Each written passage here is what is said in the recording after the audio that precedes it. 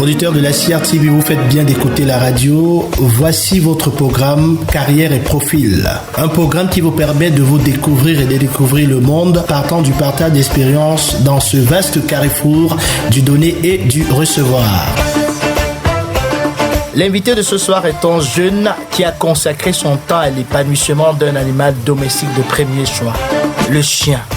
Il en a fait son meilleur ami, un meilleur ami dont lui seul a la maîtrise et le secret. Promoteur du centre de détente et d'entraînement pour chiens baptisé les Champions de Kapou, une structure qui s'occupe de la mise à disposition des chiens aux particuliers et entreprises, du dressage et assure la pension de ceux-ci quand vous vous déplacez. On a souvent entendu dire que le chien, comme mammifère, peut un fonctionnement comme l'humain, c'est-à-dire il naît, qu'il connaît sa phase puberte, se reproduit et tout le reste. Qu'est-ce que cela veut traduire? Le chien est-il comparable à l'homme ou alors dans le fonctionnement? Le chien est un mammifère. Ça, c'est un rapprochement avec l'homme, mais c'est un animal. L'évolution n'est pas la même qu'un homme. Le chien, la gestation d'une femelle, c'est 2 mois, tout simplement. Les chiens se croisent, font des croisements uniquement pour se reproduire, différemment des hommes. La gestation, c'est 2 mois. On peut sevrer un chien à l'âge de 2 mois. Et la puberté, c'est entre 6 et 1 an et demi à peu près. Et le chien devient adulte entre 1 an et demi et 2 ans. Voilà à peu près le fonctionnement. Les croisements, chez une femelle, quand on n'est pas éleveur, c'est de faire les croisements au bout des 2e chaleurs. C'est-à-dire les premières chaleurs, c'est entre les premiers 6 mois. Les deuxièmes chaleurs, c'est 6 mois après. Donc à peu près à 1 an. Donc les éleveurs le font parfois aux premières chaleurs, ce que moi je trouve pas ça terrible. Mais l'idéal, c'est de faire à partir de 2e chaleur. Et les particuliers peuvent faire à partir des 3e chaleurs. Vous avez des chiens spécifiques, c'est des gros chiens, vous les élevez, mais au Cameroun, de manière générale, les chiens qu'on voit au Cameroun, on imagine combien de petits ils font. Ces chiens que vous élevez, c'est combien de petits au moment de la reproduction? En fait, ça dépend des femelles. Il y a des femelles qui sont capables de vous faire 12 chiots. Il y a des femelles qui peuvent vous en faire 1 ou 2. Ça dépend de la femelle, ça dépend de l'organisme de la femelle. Les lois de la nature, on ne sait pas, ça dépend. Ça dépend. C'est pas faute d'avoir fait les croisements nécessaires, d'avoir fait les reproductions, d'avoir croisé à plusieurs reprises avant que ça prenne. Mais il y en a même qui font des croisements et ça passe pas.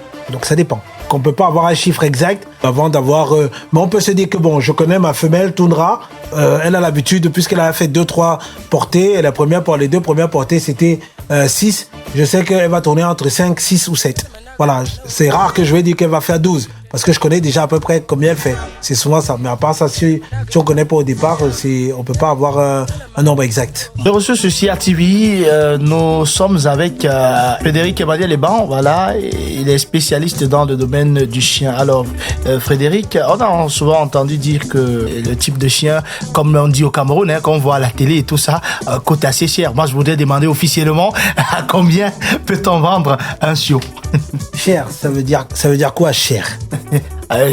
Coûte des fortunes, quoi. Est-ce que tout le monde peut se procurer un chien, le type chien de garde et autres? Un chien, ça dépend des races. Ça peut partir entre 30, 40, 50 000 jusqu'à 500 000 un chiot. Ça dépend de la race, ça dépend des parents, ça dépend de comment le chiot a été vacciné ou pas. Ça joue beaucoup sur ça aussi. Comment est entretenu le chien? Partir même, il y a les chiens que les gens prennent à 10 000. Il y a plein de trucs, plein de choses qui rentrent en ligne de compte. Quand vous ramenez un chien, voilà, pour dressage, comment ça se passe concrètement? Je passe un entretien avec le propriétaire du chien pour savoir exactement quels sont ses besoins. C'est vrai que la plupart, j'en ai eu pas mal qui viennent me dire je veux un chien, un mordeur et tout, un excellent chien de garde et tout et tout. Je titille un petit peu en demandant qu'est-ce que vous entendez par chien de garde pour bien cerner le client. Parce que l'objectif, c'est de savoir de remettre au client ce dont il a besoin. C'est pas ce que moi je veux qui importe. C'est pas mon chien, c'est le chien du propriétaire. Donc je dois lui donner un chien qui réponde à ses exigences. Donc je lui demande, je rentre vraiment dans les détails. C'est à toi qui vont le demander, je veux juste un chien obéissant et à gauche, à droite, assis et qui peut faire quelques petites gaudrioles. On travaille là-dessus.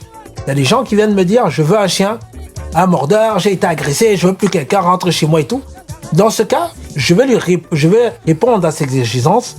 Je vais m'atteler à faire en sorte que le client soit satisfait, mais je vais d'abord entretenir le client et lui dire quels sont les tenants et les aboutissants de ce qu'il me demande.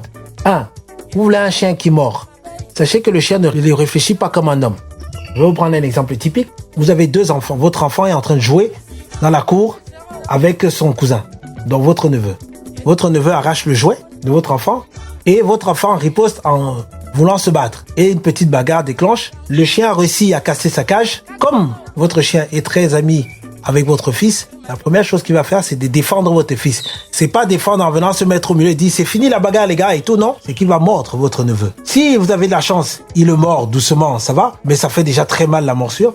Mais si vous n'avez pas de la chance, il le mord, ça peut arriver très loin. Donc il faut que vous sachiez déjà que votre chien, c'est ça que vous allez avoir. Parce que quand on va déclencher le chien au mordant, le pousser au mordant, il n'a pas cette réflexion-là. Il y a des clients, on a amené leur chien au mordant parce que c'est des chiens de garde, oui. Mais on va vous demander, vous, de connaître votre chien, de dresser votre chien, de travailler l'obéissance avec votre chien. C'est-à-dire que le chien va partir. Quand il part, vous pouvez dire, allez, Dick, c'est le nom que tout le monde a ici. Dick, stop. Dick s'arrête. Il va s'arrêter. Pourquoi il va s'arrêter? Parce qu'il aura confiance en vous. Parce que il sait que, voilà, moi, je pars pour défendre mon ami, mais le maître a dit stop, je m'arrête et je fais confiance au maître. En fait, le chien a besoin de confiance. Il fait parce qu'il a confiance en son maître. On travaille au champion de CAF pour ça. C'est pour ça que je dis notre slogan, c'est pour une relation exclusive. C'est une équipe. Vous travaillez avec le chien a confiance en vous. Promoteur du centre de détente et d'entraînement pour chiens baptisé les champions de Kapou, une structure qui s'occupe de la mise à disposition des chiens aux particuliers et entreprises, du dressage et assure la pension de ceux-ci quand vous vous déplacez.